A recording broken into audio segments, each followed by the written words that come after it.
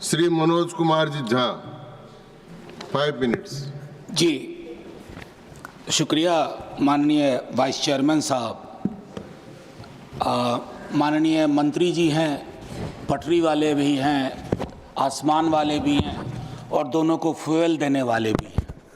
3 महत्वपूर्ण महकमा हमारे समक्ष हाजिर है। Sir, railway amendment bill pay चर्चा हो रही है, लेकिन आमतौर पे मैं देख रहा हूं कि रेलवे को लेकर के जो सार्वभौमिक चिंता है वो बिल से ज़्यादा व्यक्त हो रही है। तो मैं 2-4 चीज़ें उसमें, माननीय उपसभापति जी, सबसे पहले तो हमें ये जानना होगा कि भारतीय रेल की हमारी अवधारणा क्या है।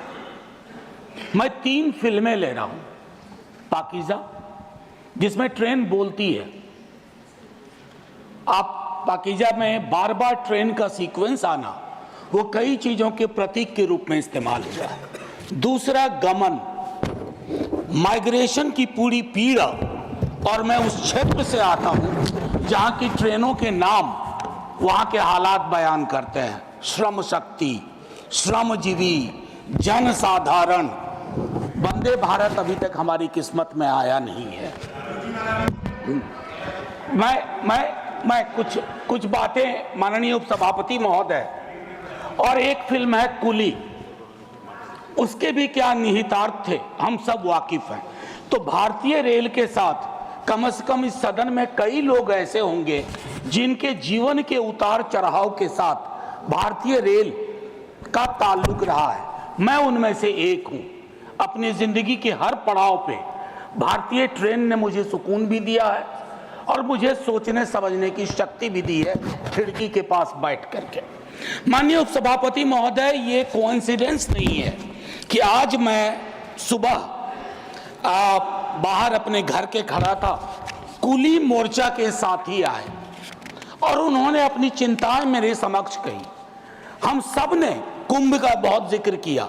प्रयागराज स्टेशन पे जो पारंपरिक रूप से काम करने वाले कुली थे, उनको दरकिनार करके आउटसोर्सिंग की गई। पूरा दस्तावेज है सर, सौंप भी दूंगा। कुलियों को लेकर के मेरे पास इसलिए भी संभवतः आए होंगे क्योंकि लालू जी के कार्यकाल में कुली वर्ग को जो सुविधाएं दी गई वो महत्वपूर्ण है, याद करना। बाकी नव उदारवाद ने कई प्रस्थापनाएं बदल दी हैं। लोकल फॉर वोकल की हम बात करते हैं, कुल्हड़ को हमने आखिरी सलाम करके किनारे कर दिया। कुछ चीजें जो मैं कहना चाहूंगा, मैं माननीय मंत्री जी से कहूंगा, do we really require 100% electrification? क्या ये हमारे लिए सबसे बड़ी प्राथमिकता हो? उस रूट पे भी इलेक्ट्रिफिकेशन, जहां दिन में सिर्फ एक गाड़ी चलती है यहां से वहां, और मढ़ौरा में जो डीजल इंजन बन रहा है जिसकी कोडल लाइफ 30 ईयर्स है, उसका क्या होगा? अभी भी मढ़ौरा में निर्माण हो रहा है। माननीय मंत्री जी से ब्यूटिफिकेशन पे बहुत खर्च हुआ, अच्छा लगता है, लेकिन एंड यूजर को क्या हासिल हो रहा है खूबसूरत चमचमाती स्टेशन से? क्योंकि मैं देख रहा हूं सर, प्रीमियम ट्रेनों पे जो प्रीमियम है सरकार का, वो बाकी ट्रेनों को नहीं है सर। हाल में मैं तमिलनाडु एक्सप्रेस से गया था।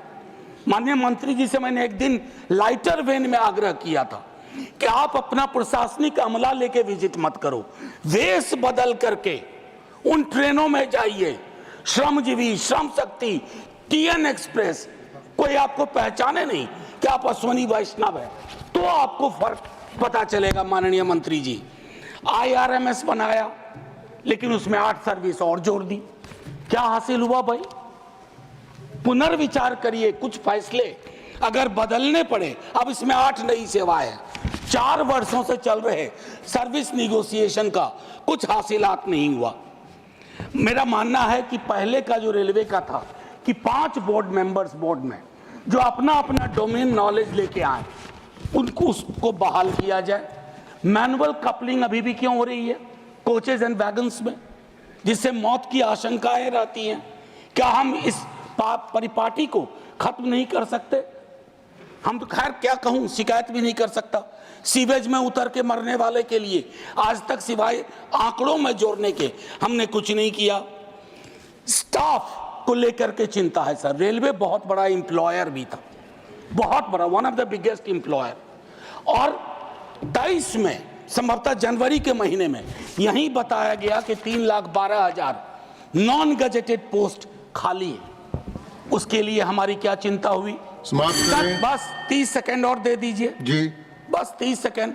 भारतीय रेल के भविष्य का सवाल है, हमारा भी भविष्य जुड़ा हुआ है। और सेफ्टी को लेकर के मेरे कई साथी बोल चुके हैं, मैं उस पर टिप्पणी सिर्फ इतना करना चाहता हूं कि जब कवच की चर्चा हुई, हमने बहुत सारे विजुअल्स देखे, बहुत तरह की बातें देखी, लेकिन उसके बावजूद अगर इस प्रकार की दुर्घटनाएं होती हैं, जैसे उसके लिए एक अकाउंटेबिलिटी मैकेनिज्म, अक्सर हम देखते हैं कि भगदड़ भी हुई यहाँ न्यू दिल्ली रेलवे स्टेशन पे, खबरें आई कि सीसीटीवी ऑफ कर दिए गए। हमें चिंता इस बात की होती है कि लोग ना जान जाए, बगैर इसके कि किस प्रकार हम इस तरह की चीजों को करें। अंत में आखिर मैं आपसे आग्रह करूंगा, सर, भारतीय रेल इस देश के मन में रची बसी हुई है, उसको इतना आसमानी ना बना दिया जाए कि हमें अपने हाथ से दूर जाती दिखे। वंदे भारत से कोई विरोध नहीं सर, बहुत चलाइए वंदे भारत, लेकिन जो आपकी पुरानी ट्रेन थी जिसमें 80% आबादी आज भी सफर करती है, उन ट्रेनों की क्या हालत है उस पर भी विचार करें। शुक्रिया सर, जय हिंद। श्री सुभाशीष खूंटिया।